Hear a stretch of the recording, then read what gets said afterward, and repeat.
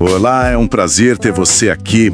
Você está no Tel ReformataCast. E sim, aqui a teologia muda a sua mente.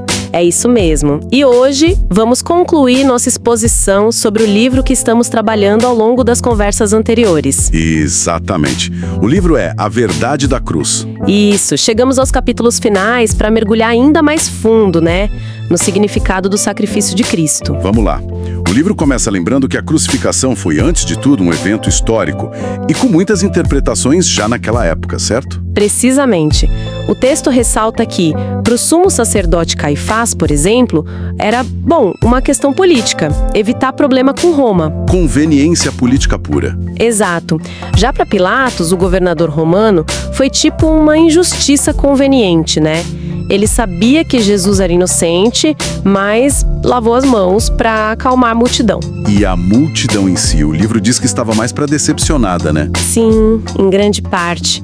Acho que esperavam um libertador mais ativo, político, e viram o que pareceu uma fraqueza, talvez até uma punição merecida por se dizer Messias. Até os discípulos, naquele momento, ficaram desesperados. Pois é, claro, o texto menciona uns lampejos ali, né? O centurião reconhecendo Jesus, um dos ladrões na cruz crendo.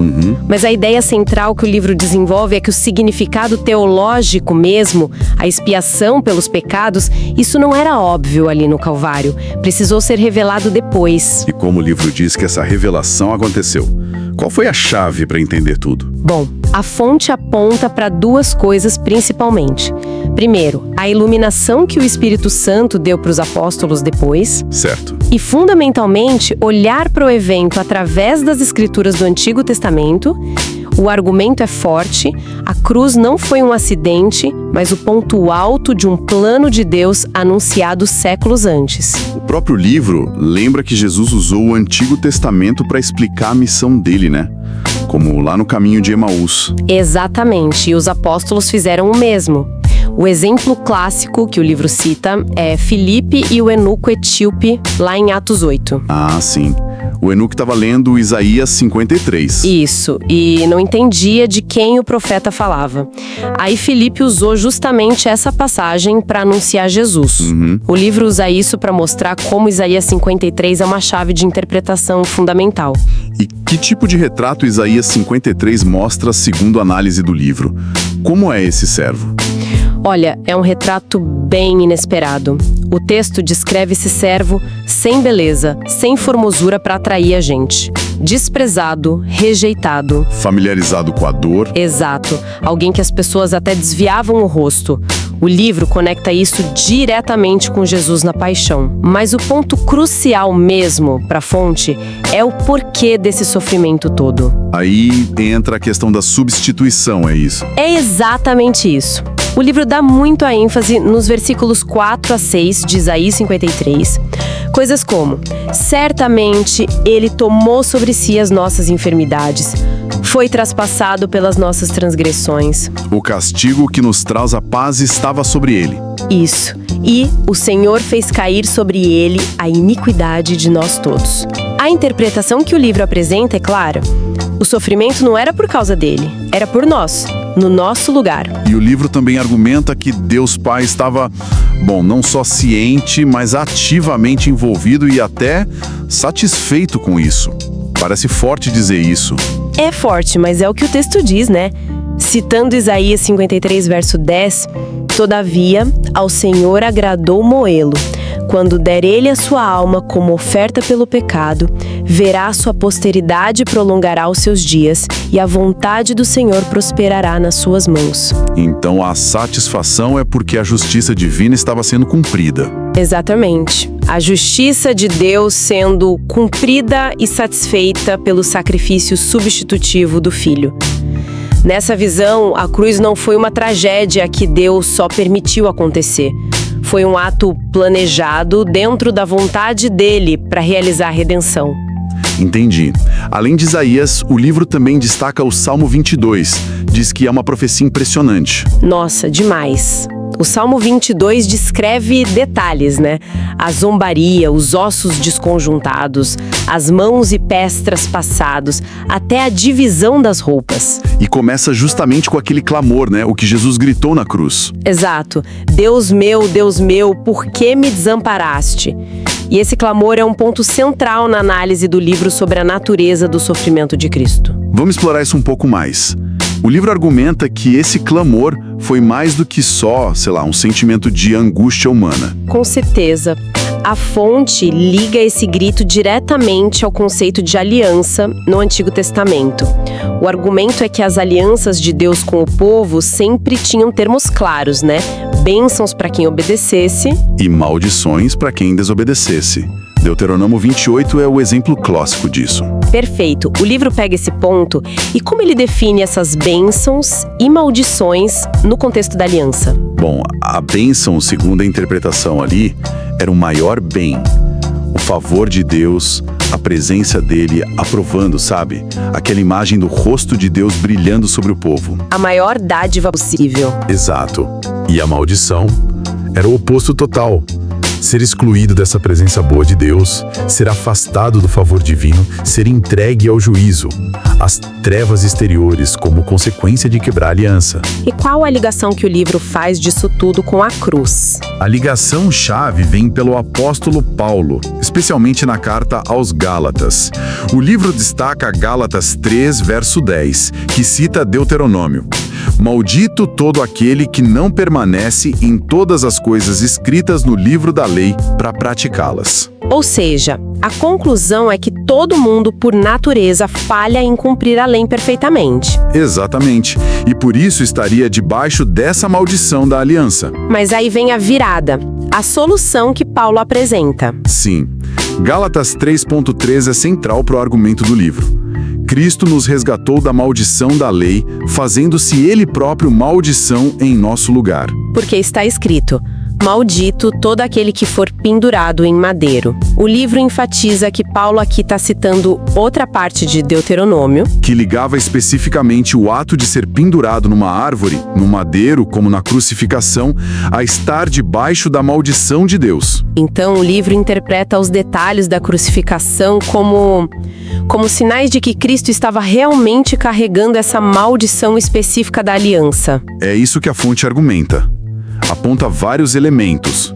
Primeiro, ele ser entregue para os gentios julgarem. Cumprindo o Salmo 22 sobre ser cercado por cães. Segundo, ser executado fora da cidade santa de Jerusalém.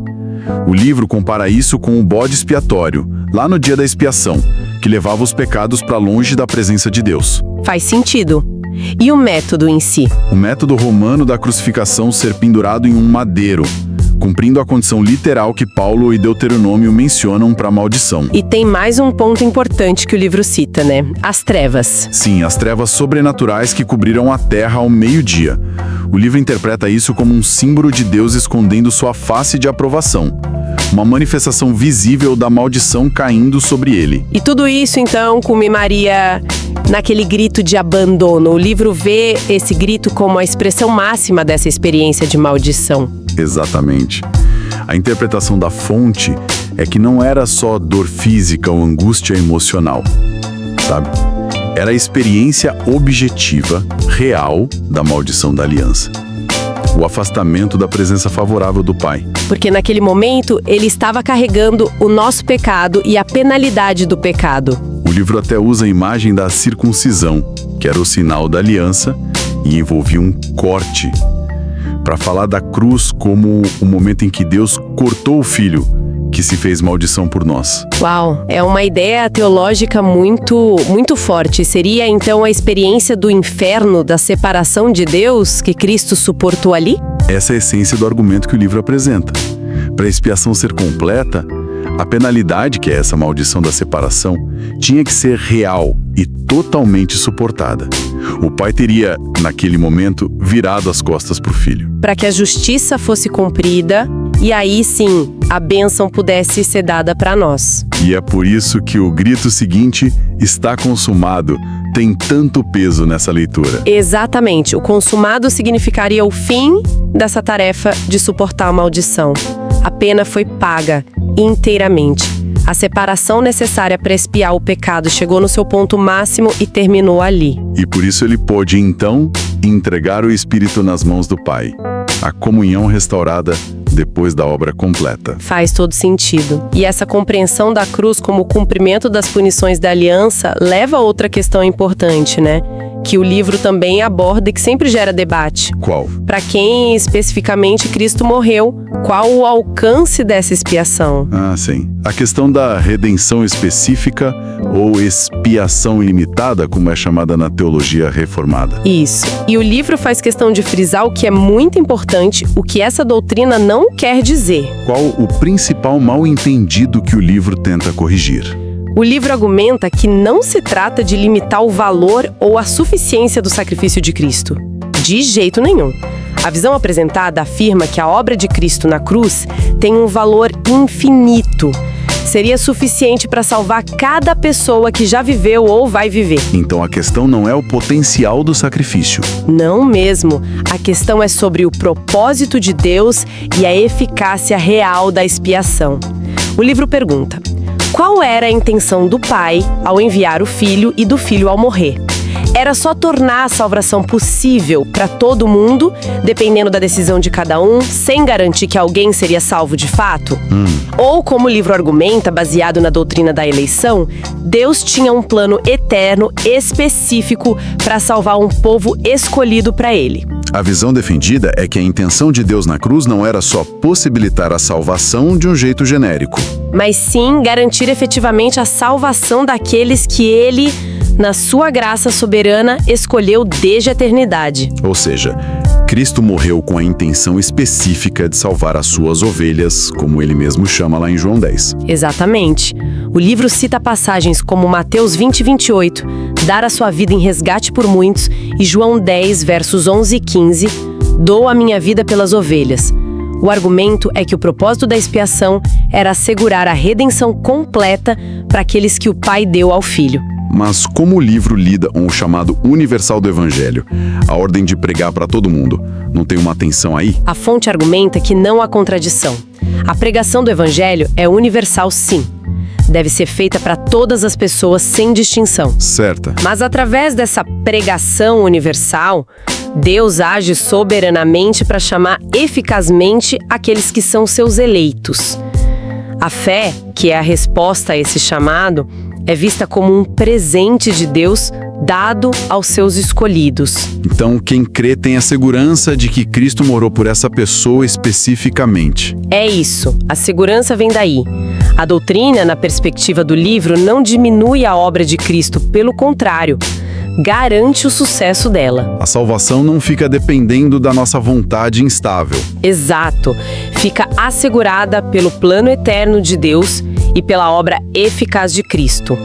A expiação não foi algo hipotético, foi real, concreta, garantindo a salvação de todo o povo eleito de Deus. O livro até menciona a oração de Jesus em João 17, onde ele ora especificamente por aqueles que o Pai deu a ele, não pelo mundo. E essa visão dá uma base bem sólida para a segurança da salvação de quem crê, né? Sim, esse é um ponto que o livro enfatiza bastante. Se alguém se volta para Cristo com fé, querendo a salvação que ele oferece, essa própria fé já é apresentada como uma evidência de que a pessoa pertence ao rebanho de Cristo e que a expiação foi feita eficazmente por ela. A segurança não está na força da nossa fé, mas na natureza da obra de Cristo. Na natureza eficaz e intencional da obra dele. Exatamente. Bom, para a gente ir fechando essa nossa conversa sobre esses capítulos finais, o livro ainda toca em algumas outras questões pontuais que surgem dessa discussão toda sobre a cruz, né? Tipo, o significado do sangue de Cristo. Sim, o livro esclarece isso, que a ênfase bíblica no sangue não deve ser entendida como se houvesse um poder mágico na substância física, sabe? Entendi. O sangue, no contexto da Bíblia e dos sacrifícios, representa a vida que foi entregue, a morte que aconteceu. O sangue de Cristo é um símbolo da sua morte substitutiva, o pagamento da pena de morte que o pecado exigia, é a vida dele derramada para cobrir a nossa dívida.